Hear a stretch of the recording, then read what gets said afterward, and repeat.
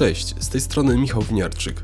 Na co dzień sporo piszę o sporcie, rozmawiając z czołowymi atletami, a także relacjonując najważniejsze imprezy. W ramach Michał Winiarczyk Podcast spotykam się z postaciami, które mogą, lecz nie muszą mieć dużych związków ze sportem. Każdy człowiek to oddzielna historia pełna wzlotów i upadków, z której da się wyciągnąć ciekawe lekcje. Zapraszam do śledzenia podcastu, a także moich profili w mediach społecznościowych. Bohaterką kolejnego odcinka jest siatkarska podróżniczka. Helene Rousseaux w bardzo młodym wieku opuściła rodzinną Belgię dla profesjonalnej kariery. W Polsce kibice zapamiętali ją z gry w Łodzi, Muszynie i Rzeszowie, gdzie pokazywała się z bardzo dobrej strony. Była częścią kadry, która w 2013 roku zdobyła brązowy medal Mistrzostw Europy.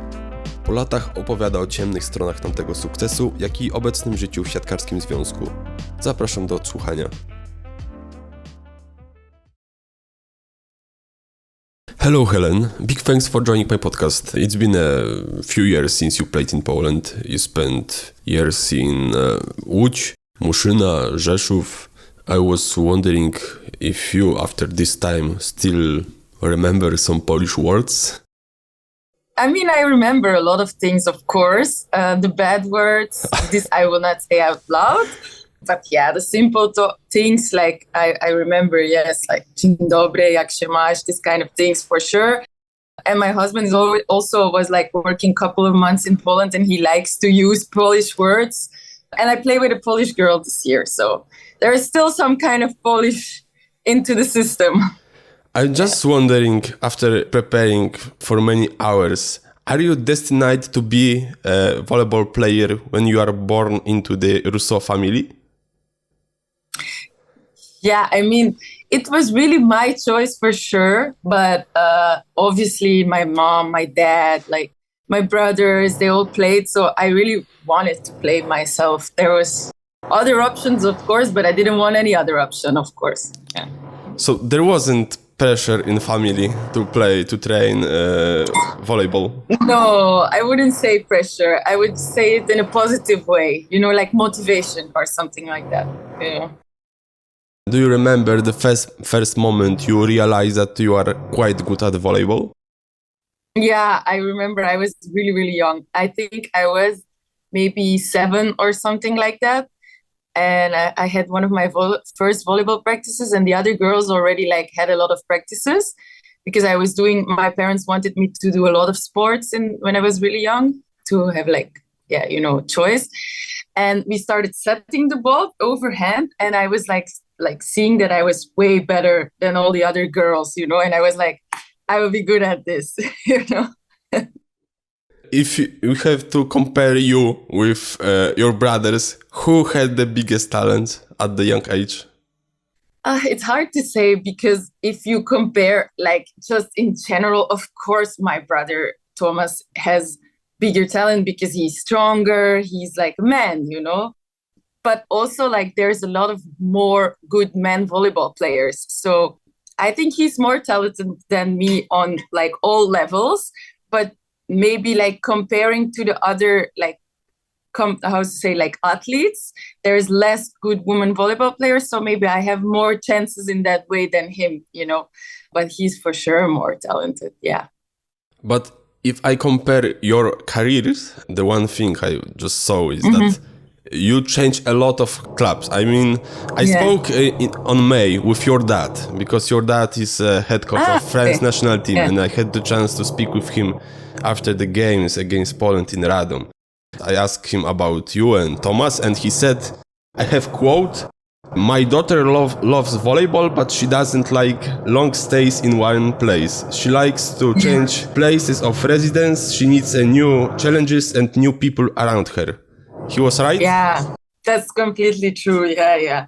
It's not only I say 90% of the time was maybe my choice to change, but it was not always my choice. Of course, sometimes the club didn't want to keep me, in Rzeszów, for example, when I had my knee surgery. They were not sure about if I would be back good, so they didn't want to keep me, which was not lucky for them because I came back very well. But yeah, I'm also, I know that I'm a little bit, maybe, let's say, not very simple in a way. So I like new challenges. I like new people. yeah, I like to see a lot of new things. And yeah, routine. I have my routine in my practice routine, in my sleep routine, in my eat routine. So I have already so much routine, let's say, that I want to change something, like as much as I can. Plus this career is not so long, so the more places and things I can see, the better it seems for me, because after when I quit, I will have maybe so much like experience to take to other work domains, And do you already thinking about life after career? Yeah, for sure. I'm 32, married also, and it's coming, But sometimes I'm like, okay, I'm ready to quit. I want to do something new with my brain or like some with my experience. But then right now I cannot. So I think I will continue as long as it's okay physically. Yeah. And I'm wondering, because you left the Belgium so early at the age of 18 to join Zurich. Yeah. And I was wondering, when you now thinking about this moment, how you remember this, and do you felt you were ready for the new challenge, the change of country, change of culture, leaving your parents, leaving your friends, everything at such young age? I mean, I wasn't even 18 yet. I was still 17. I think Zurich was also a very specific club in that time. They were very strict on rules. They were very controlling. I don't know. I think now everything has changed, but we had a very young team. And I am really like, my freedom is very important to me and my independence, even at that age. So it was not always easy. And I feel like I really missed my friends and family more than I realized in this moment. Because if I look now back to it, I can say that, okay, I did it and I don't have any regrets, but maybe it was a little bit too soon, I can say. But, it went how it went. So, yeah. Yeah, but on the other hand, in Belgium, it's hard to have career in Belgium. Yeah. You have to leave the country in order to have a career. Yeah, for sure. I also had the option to stay in Belgium in like one of the best teams and then have a lot of practice hours. So like the national team coach was also in that team in that moment. So he like offered me to be in his team and then like practice a lot, and which was also kind of a good option to study.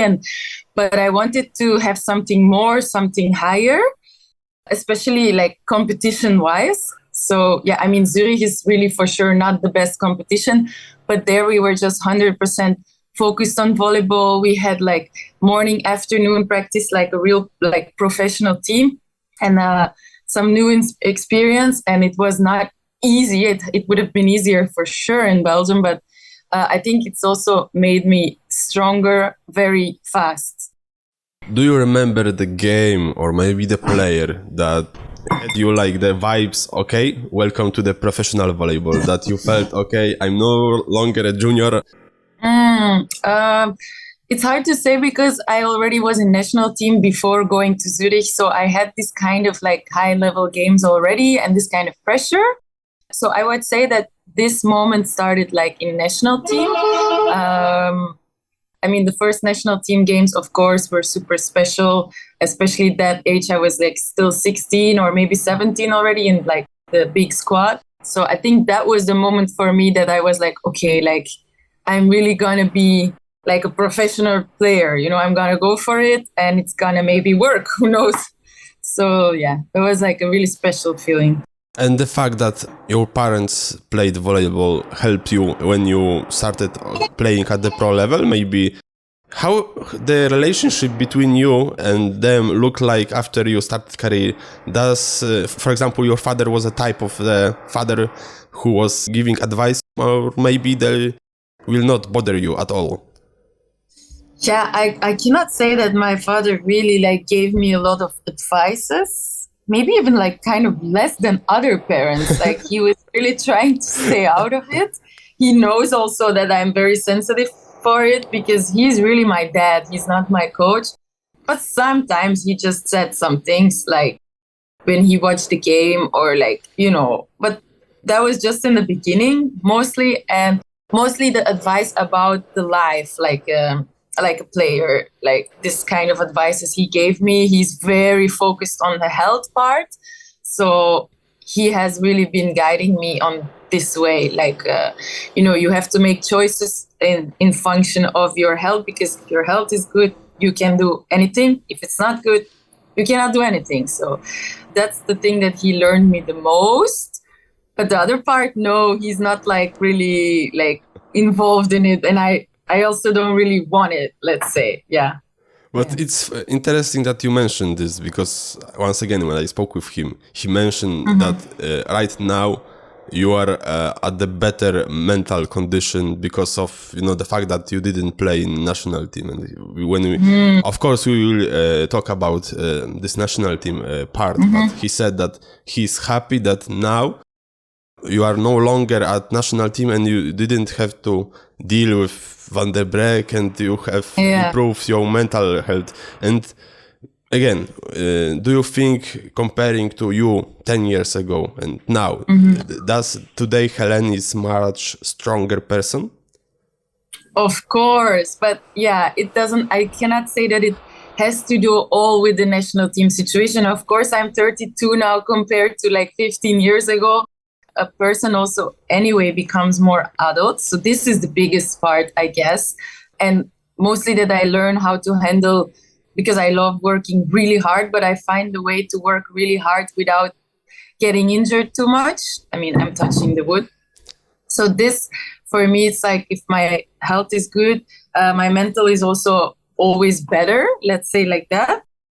And yeah, for sure, like I had the first years of my career partly because I was very young, very immature, very emotional also. And the situation with this kind of relationship I had with the coach and with the environment there really didn't help me at all. I had to, even when I quit very early, I had years and years that he was kind of still in my head, even if it's maybe not so dramatic as it sounds. But yeah, now this topic is completely gone. I'm not even thinking about it anymore. I know what I can do. I know that I'm a good player and that, nobody else can tell me different.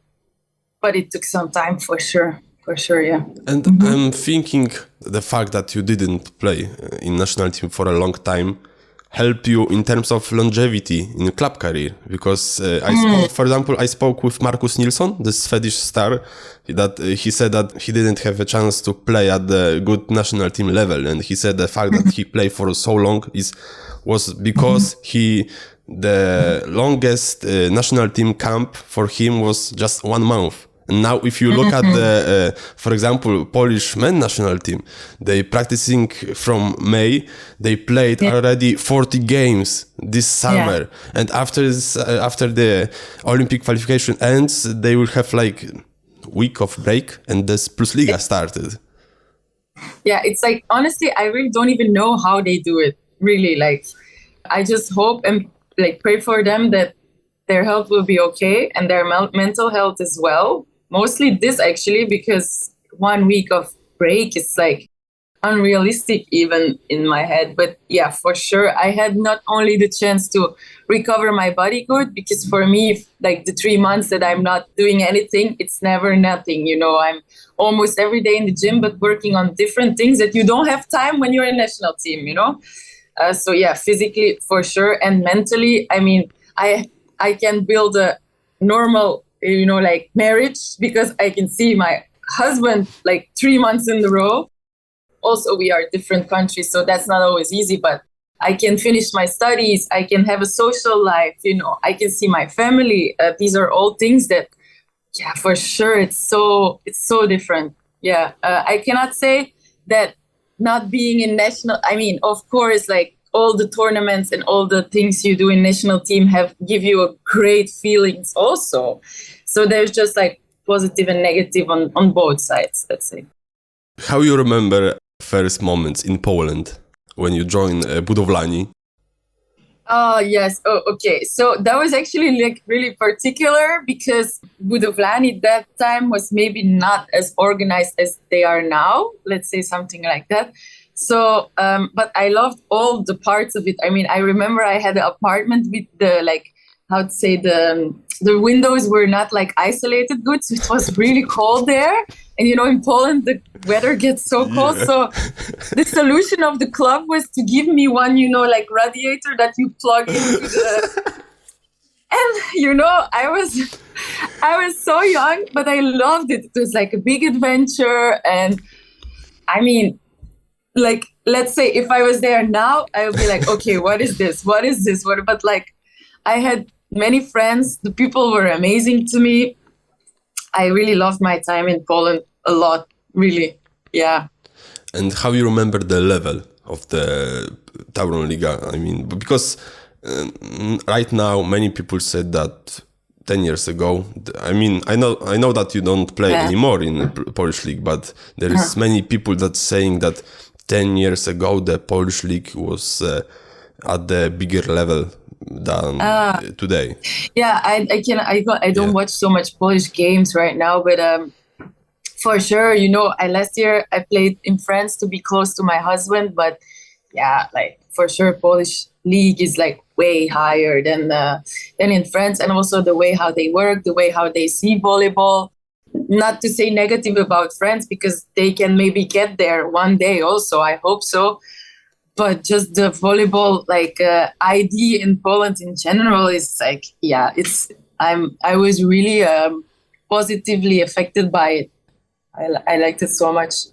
And I liked my time in Poland a lot, like really. Yeah, because you played for 3 clubs. After Budowlani, you joined Muszyna. I think Muszyna was a little bit better organized club. Yeah, it was a better organized club, but I was the very, very youngest player. I think like all the players were some 10 years older than me. And also the coach was not really coaching a lot. He was more like in the way, okay, all these players have great experience, so they don't really need something from me anymore. So, but I was at the age that I really still wanted to learn and to... So I just learned a lot from the other players, from the, you know, they were all big stars in my team, you know, so I didn't get a lot of chance to play, but I knew this because I really figured it out a lot, like from the beginning, that even if I'm the best player on the court in the practice, it doesn't matter, you know, like I don't have their experience and I have to respect that. So it was okay, you know, I had a good year to learn a lot from older players, and I even have friendship with players that are, you know, like more than 10 years older than me. So in that way, it was really a nice experience. I'm wondering if it's possible really to have a friendship, like real friendship in volleyball when you change clubs every season. Yeah. I mean, because many times, I think I spoke with Freya 2 years ago, had a big interview with Freya, and she told me, okay, one thing, you think you have real friendship, you think, okay, friends forever, etc. But season ends, one player goes one way, second player goes another way, and this friendship lasts only on Instagram because you were following each other. Yeah. With Instagram, that's the only way to kind of, But yeah, first of all, it's really nice that you mentioned Freya. She's like my really best friend. She's amazing. I mean, I also have good memories about her, and every Christmas or birthdays we are writing to each other. So I mean, she's awesome.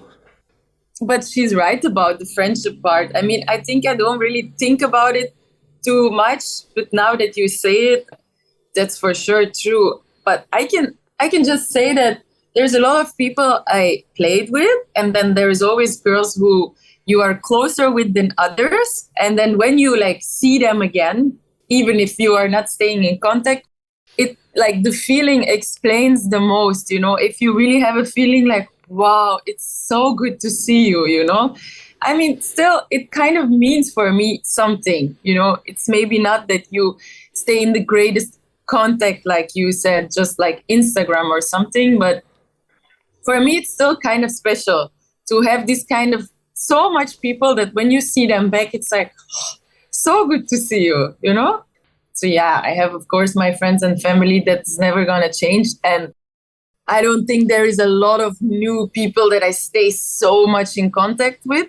There is some of them, like that I can say I still talk to now often, also from my time in Rzeszów and like, but not so many. Yeah. It is possible to form a friendship outside the volleyball for a volleyball player because it's special environment because you also have a free time when most of the people doesn't because they work. Yes. For example, from 9 till 5 and you have, for example, after the game, you have day off and the other only people you can meet, it's also your teammates. So I'm wondering, it's very tough to form a friendship with someone outside this environment. New friendships for sure not. I mean, I have my friends from like when I was childhood in Belgium, and then when I come back, we are hanging out all the time. But new friendships for sure not. Like now here, I hang out with volleyball players because in Istanbul there are so many volleyball players, you know, from over the world. And yeah, I have my family-in-law here also, so that's maybe out of volleyball, but it's not really new friends. That's almost impossible. Yeah, for sure. When you talk about this Muszyna part, I think you won CEF Cup that season. Yes, here in Istanbul. And how you remember winning this trophy? I mean, it was so special because I remember on the other side in Fener, there was Kim Yong-kong, you know, and now she's actually a friend of me, and we talked about it one time, like, okay, you maybe don't remember me, but like, I won the CEF Cup against you. I mean, I was not on the court, but my team won. And she was like, oh yeah, she was like still bitter about it, kind of, you know. So yeah, it was so special, for sure. We went also outside to celebrate after the game. And my roommate was Lenka Jinkiewicz. Yes. And she's such a, like super nice person. And like, she started like, okay, let's drink, you know, like, but I was like just really young, with zero experience. So it was also a very funny night for me, really. And the jump from Polish League to Serie A was easy for you? I think it was easy because I had a really nice environment also there, like good coaches, good players. Like I had my best, like, so we have 5-6 best friends and Laura Herman is one of them. And she was also in the same team. So we were even living together. So we kind of helped each other in that way. But no, I mean, it was a really nice jump. But just the pressure in Italy is like really way higher. They put pressure on you all the time. This was a little bit complicated.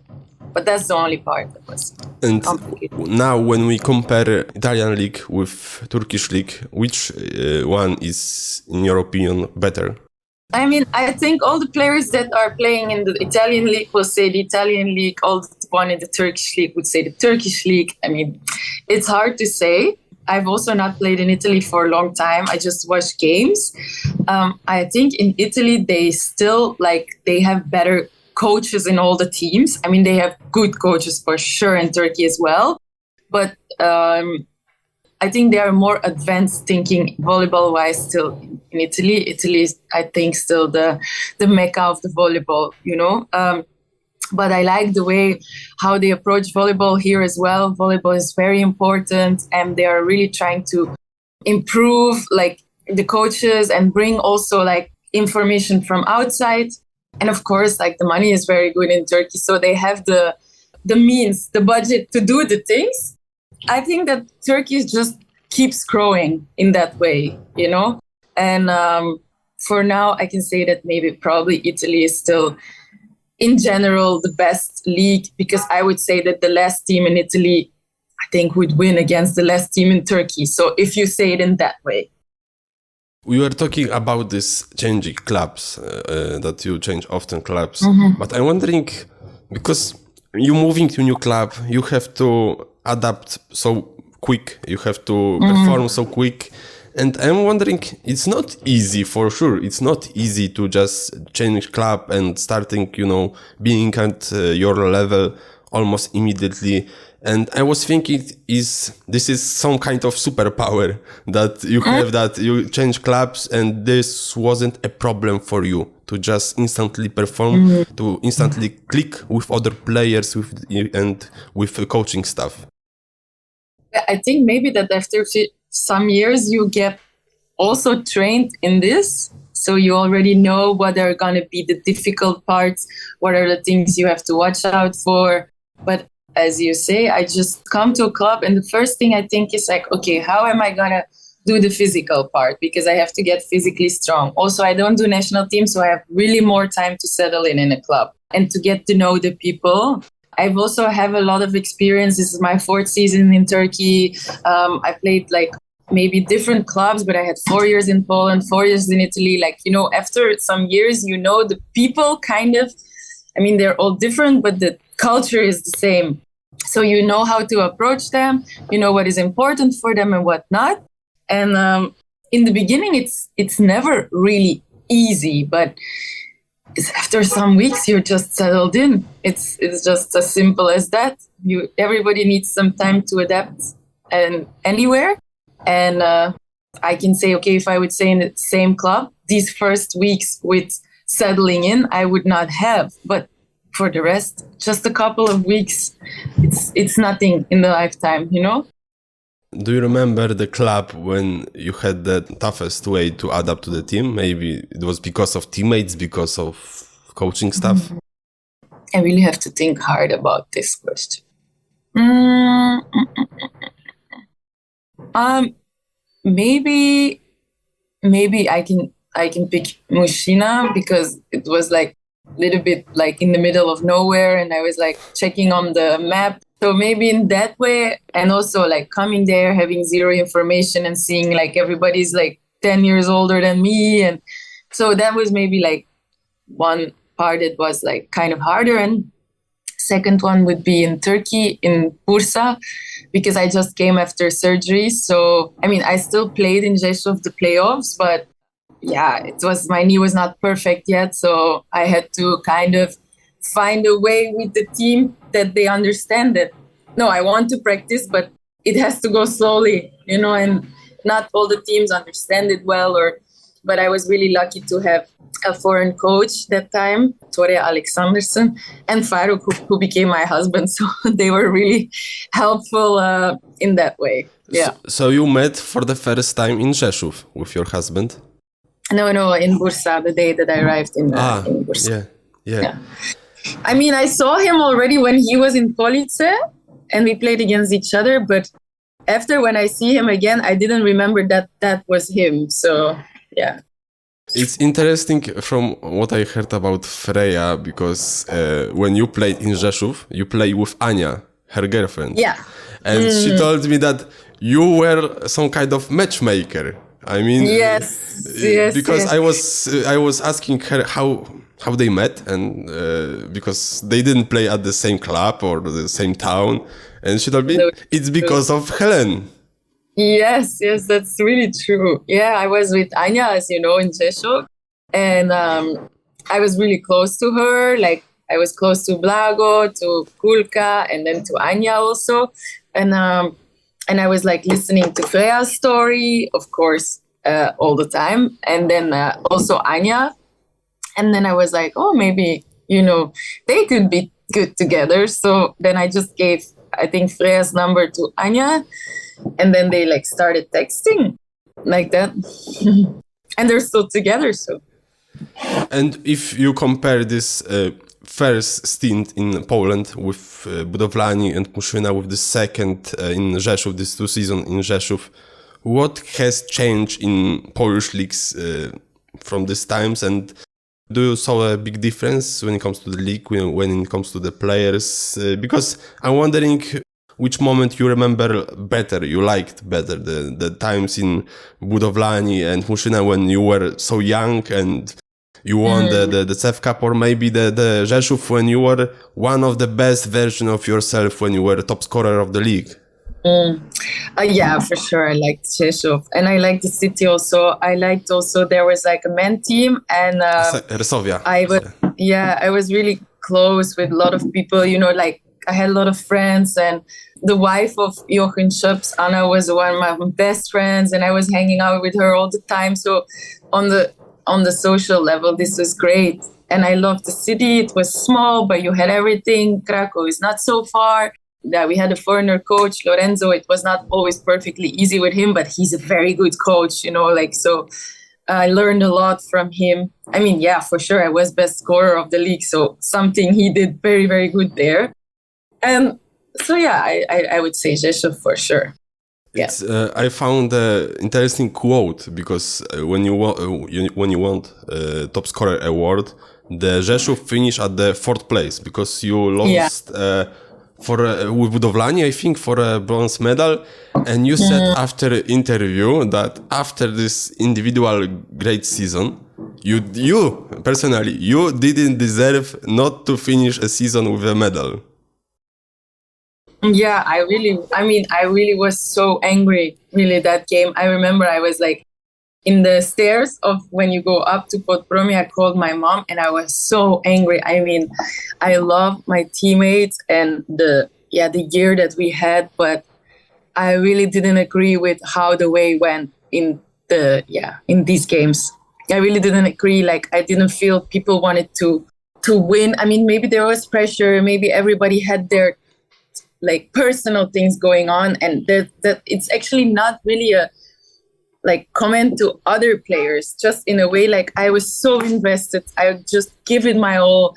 My knee was for sure not great that time, but I feel like, I put all my blood, sweat and tears, everything, emotions that I had in this court, in this city, in this like really like Rzeszów was like my home, and then like I really felt like I don't deserve this, I won a medal. Like I was really angry about it. My dad was also at the game that time. I remember I have a photo with him that I was crying a lot about it. And also with Blago, we were crying a lot because she gives her everything, that's why I respect this person so much as a friend, but also as a like athlete. She gives her everything. And I just didn't feel that was the case for everybody, and then I was really angry about it. I still am sometimes. It's great that you mentioned Blago. I'm wondering how you remember her, because for me also it's a great person. Even I don't think about the volleyball level also, but also as a normal person, because I remember I was at the finals a few months ago of Tauron Liga, and Rzeszów lost these finals against Łódź. After the game, I was talking with her. I knew that she will leave the Rzeszów after so many years, and we have so great conversation that when I was forced to go back to Warsaw when I leave, I was just 5 times said to her, "Okay, Blago, hug each other. We have to go." And we were talking about other next 10 minutes. Okay, Blago, but I have to go. And and she's just also awesome. And how you remember her playing with her and on court and off the court? Yeah, I mean, first of all, on the court, she's the player that I would say that I miss the most. She's not always easy on the court, but I'm also not always easy. But like passion-wise, like I think I never had like somebody in that way next to me. Like that she could be hard also or honest to me and the other way around. But I felt like I was on the court with somebody who wants to win so bad and who wants to push so bad and is also so angry when things are not right. So now, okay, of course, it's a long time ago. It's okay now. But like for sure, the first year, 2 years, I was literally missing her on the court, even if it was not always that easy. And off the court, I still talk to her sometimes, not enough. I have to call her more, but we still talk. Like she's like a very smart person, I can say for sure. She's different, special, not always the easiest for sure, but she knows that also. But I can say that this, when we talk about people that you meet in the career and stays something special, she's for sure like one of them for sure. So and I also wish her always all the best. I know that she has like a coaching goal and I'm sure that she will be really good in it. For sure, and I wish that for her to happen.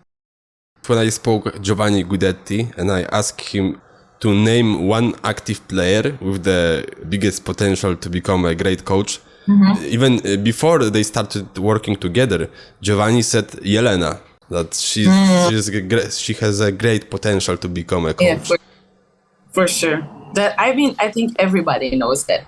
Yeah. And how you remember moving to Turkey? I mean, what shocked you about Turkey and Turkish volleyball? Because right now, when you talk about Turkish volleyball, they are on the top level because of the national team. But when it comes to the league, how you remember your first memories? I mean, Turkey is very different, I have to say. For me, it's the best fit to me, like a player. I feel the best here in Turkey. Okay, last 2 seasons ago when I was in Ankara, it was difficult because of injury and because I was missing Faruk a lot. But like in general, I feel the best in Turkey.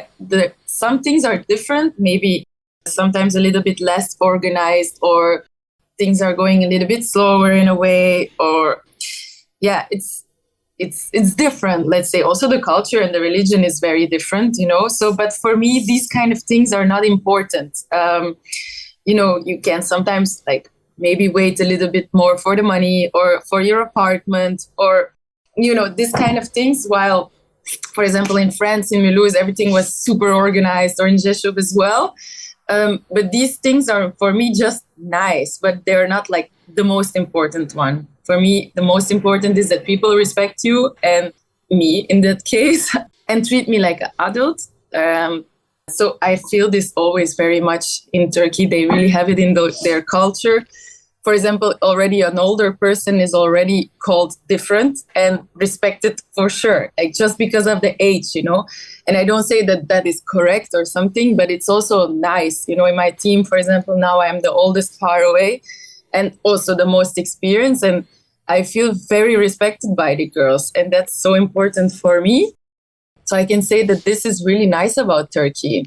Yeah. So it's hard for foreigners to adapt to the Turkey, because I asking because this year we'll have Magda Stysiak in Fenerbahce and Martyna Czerniańska in Aczaczebashi. So we have like 2 Polish players in the 2 top teams. Yeah, but these teams, they are like the top teams. There, everything is in order for sure. Like there is 4 or 5 teams in Turkey that there is nothing to say. Like I think Eczacı is like a dream in that way. And yeah, Fener is gonna be fine too. I mean, I think that it's an amazing coach also she has, and like the area of Istanbul is probably one of the best also there is. So there's a lot of foreigners. I think both of them are gonna be not even feeling the adaptation so much.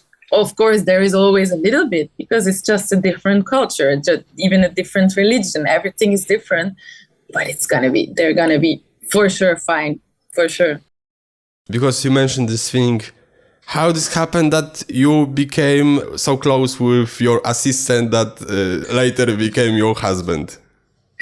Yeah, it's just like an instant connection.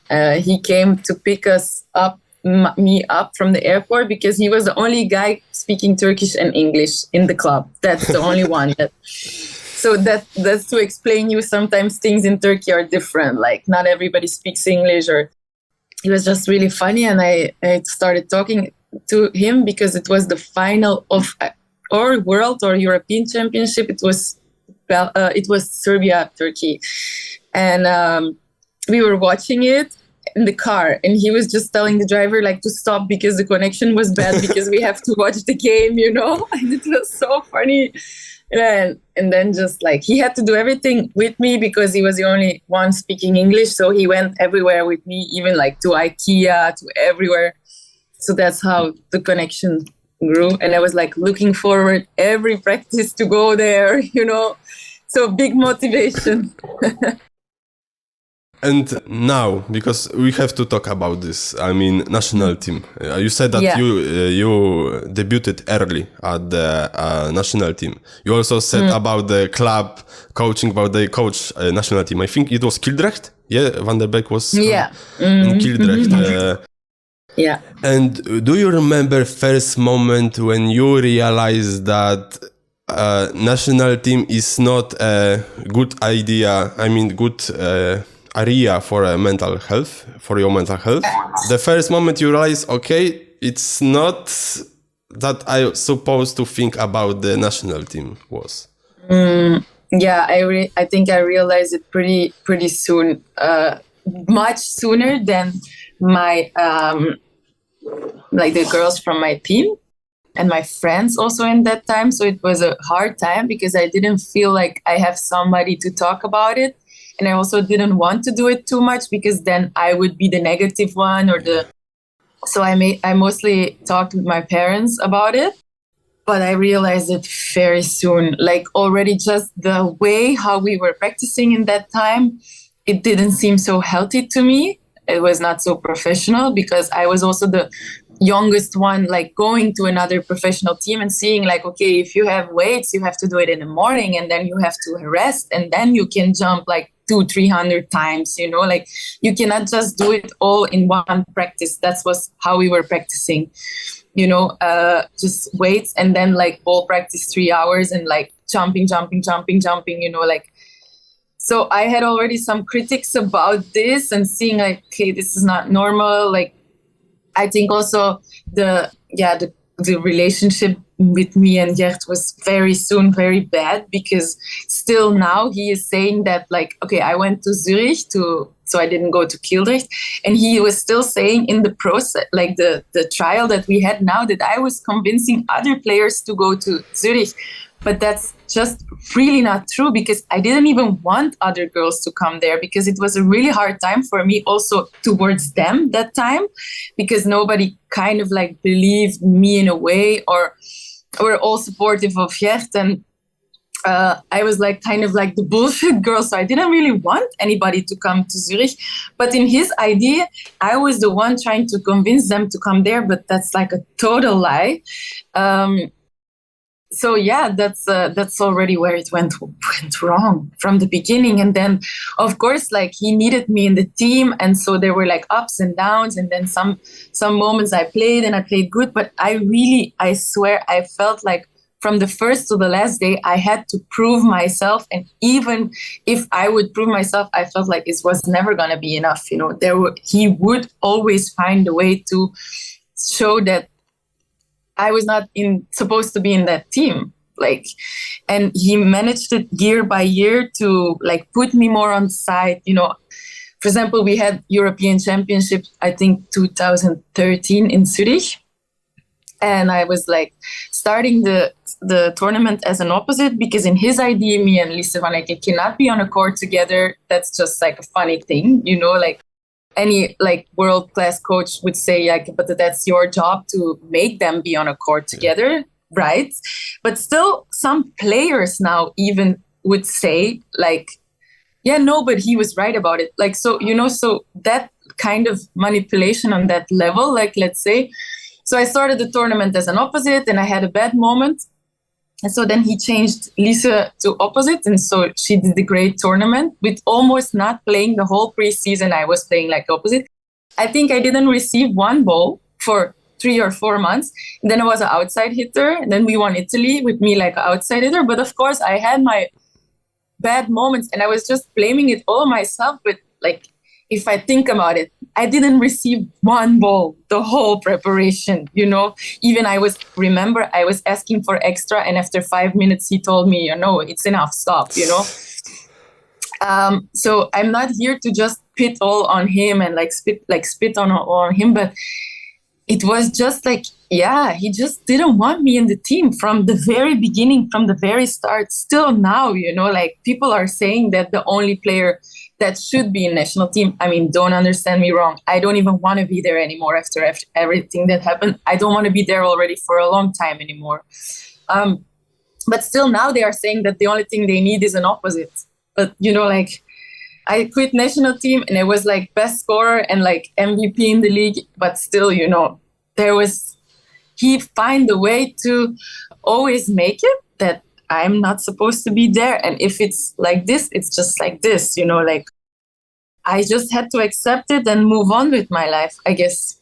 you know? And I'm wondering how, in that case, how this success happened from 2013, because I also spoke a lot about this time with Freya, and we talk about the roster, and if we look at that roster from 2013, there was a lot of young players. I mean, you were born around 1990, so you were about 22, 23, 24, so you were still very young.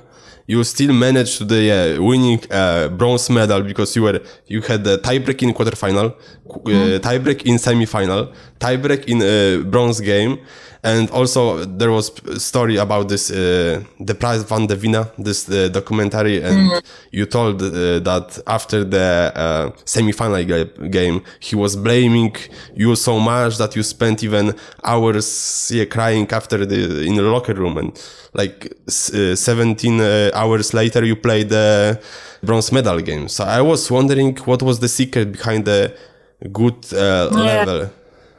I would say that that's the part where they are blaming us now for, that we had like a subgroup, that we were just this small group all together against the rest. But I mean, I hope really that the whole team and the girls can see that, no, okay, there was, of course, you get along better with others, that with one than the other. It's always like that. But I think the whole team was just really like connected, you know?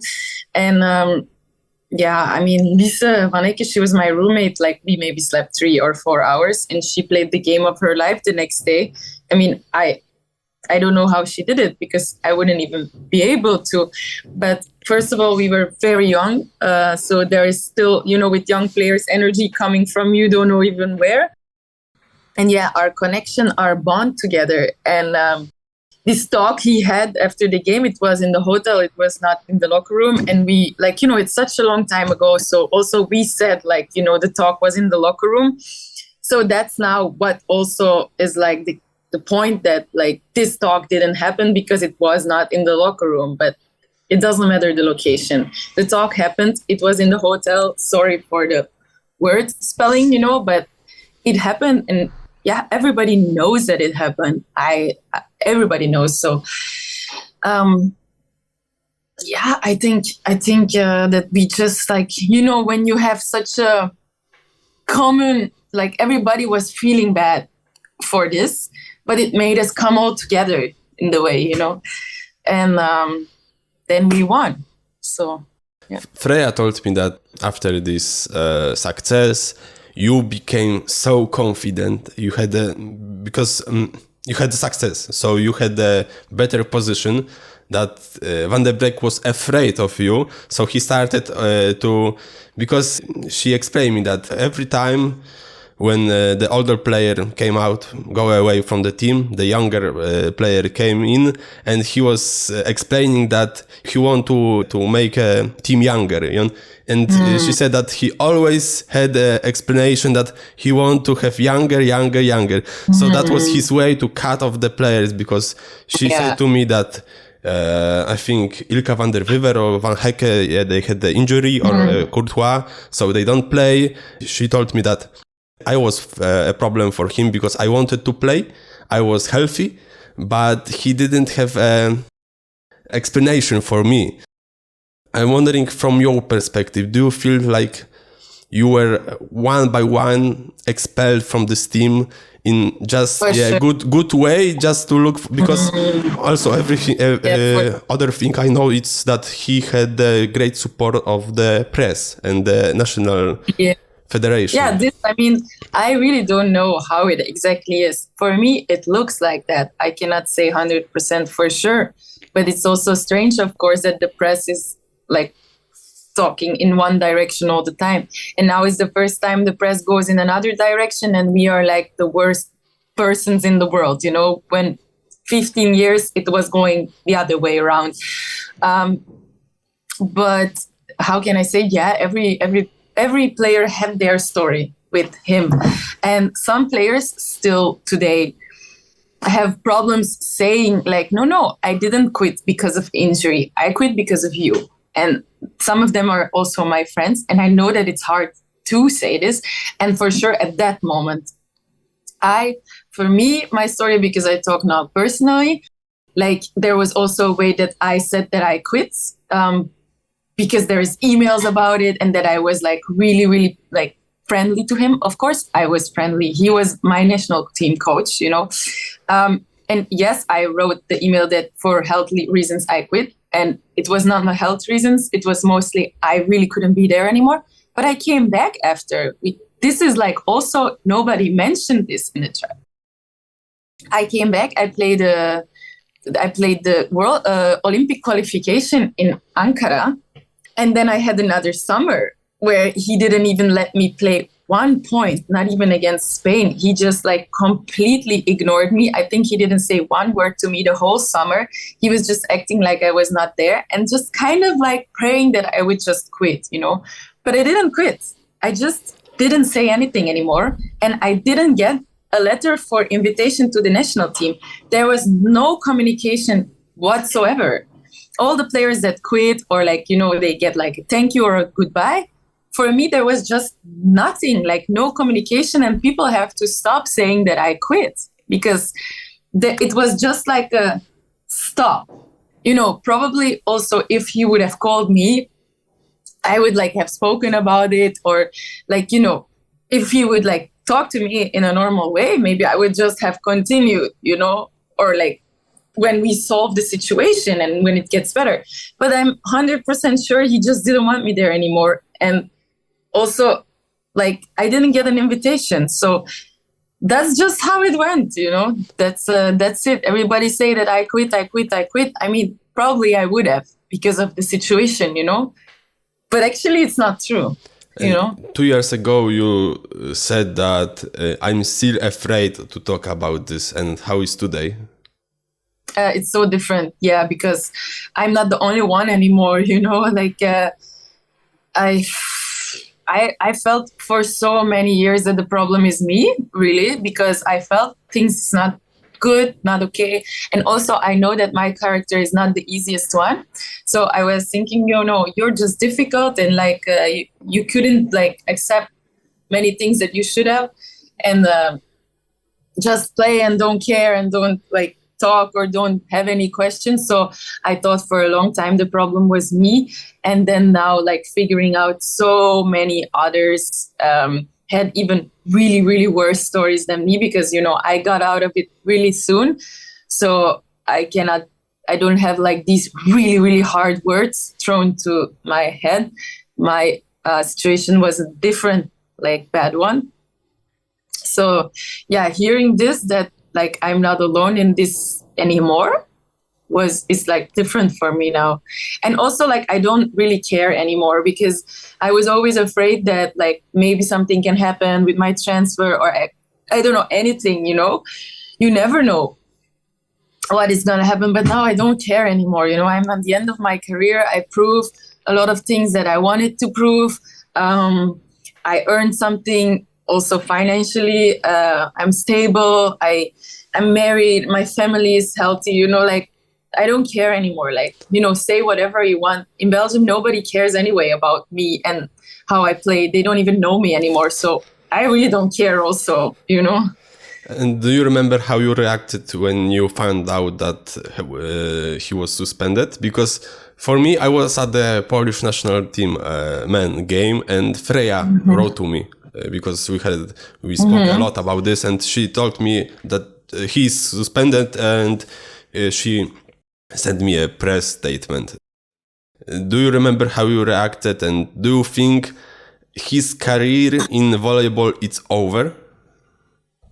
I mean, that's really not for me to say, and honestly, I really don't care. Like, it's maybe weird to say this, because for me, it has been such a long emotional months, years even, and our story is there, and if the people believe it or not, that's not up to me anymore. And also what happens with them, we try to make a statement, we try to help, we try to, you know, do something for the future. But if the current players just want to be with him and don't see the bigger picture, and maybe are in some kind of similar situation as we were then, I don't know, or maybe they just feel great now with him, I really don't care anymore. Like, I don't wish this person to have bad things, you know. I'm not this kind of bad person. Like, he did his mistakes, and I just wish that he could see it and maybe apologize to it, maybe even face to face. That would mean a lot to me, but I don't want or ask for it also. I know that me and him had a very difficult connection from both sides, so I just accepted and moved on with it. And whatever happens with him is just his thing. And for me, it was just important to, after all these years, also, you know, like I said, everybody just talked that way all the time. Nobody hear my perspective ever. And for one time I did it. We get so much on us. Okay, it doesn't matter. You know, at least I had to say my side of the story. And that's just the most important for me. So to move on like that. And how you see the future of Belgium national team? Because now the current star, you had like Herbots, who is the main star. You have like Van Gestel. But I often thinking, does the Belgian national team is so good that they can let go, for example, of Laura Herman, one of the best middle blocker. She still plays at the top level. There are many of the players. There's no Kaja Grobelna in this team. And I think how you see the future, and do you see a chance? Because I think with the better environment, this team can be as good as, for example, Poland right now. Because in Poland we have a similar story years ago when players didn't want the coach. They wrote the letter to change the coach. Then Polish Federation finally changed coach. Lavarini came, and now you see how the Poland play. And how you see the future for Belgium team?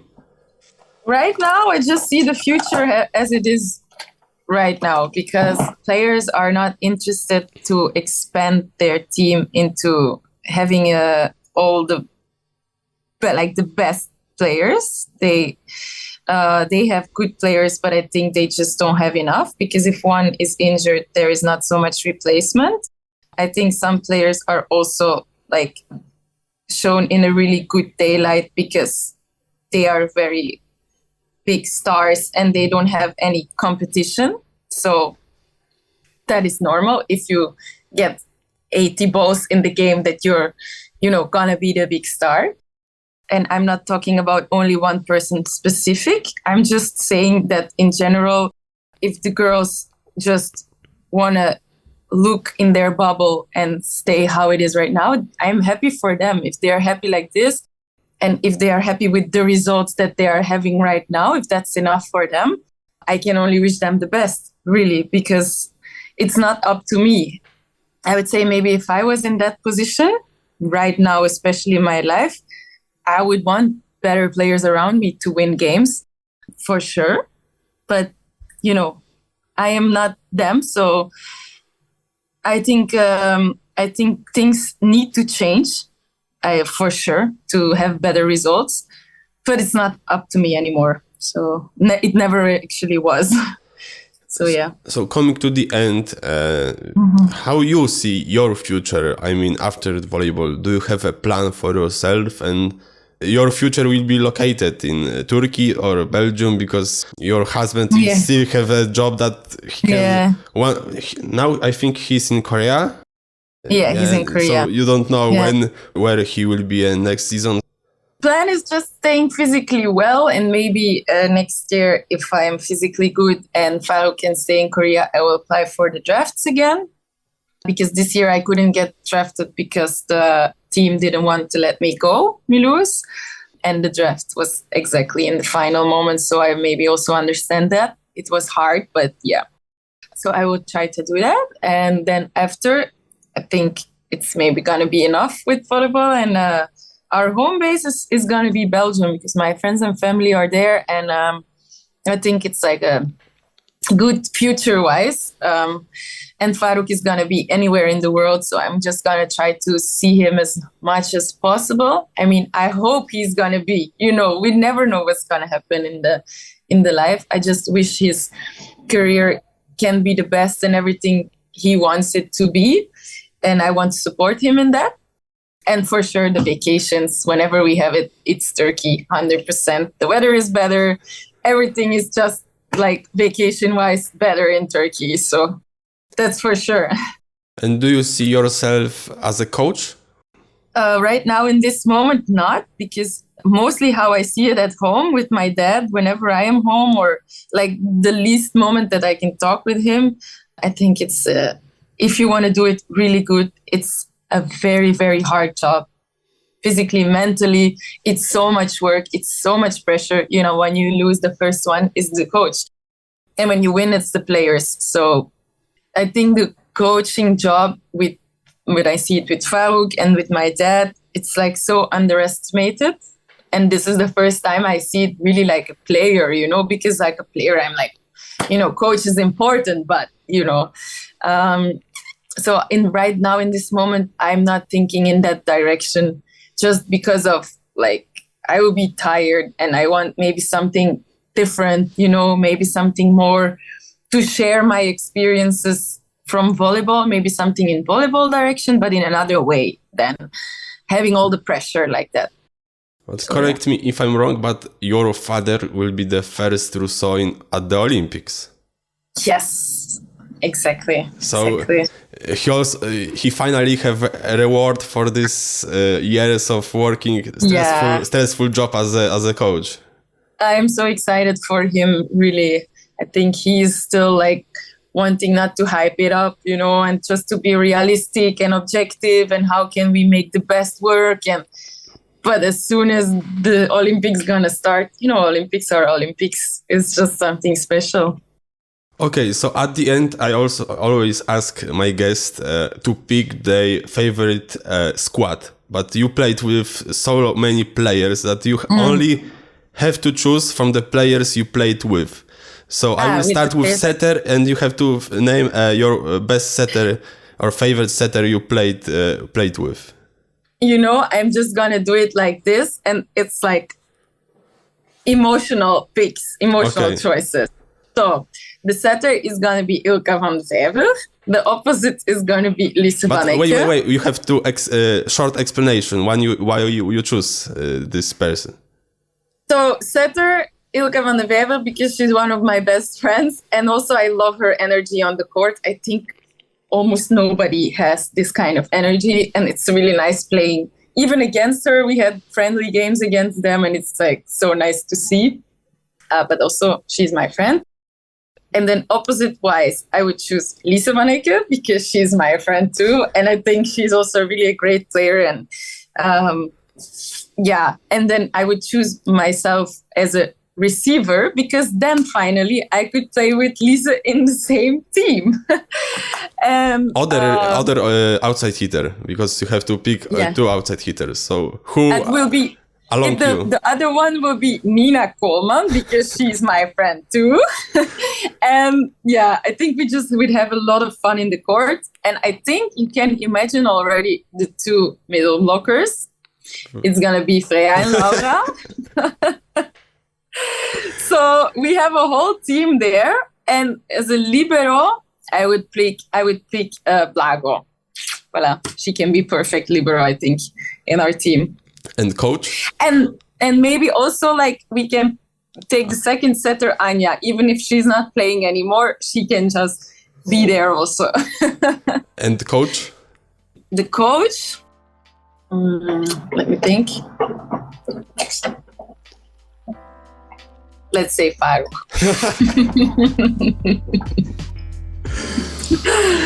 So very emotional, Sima.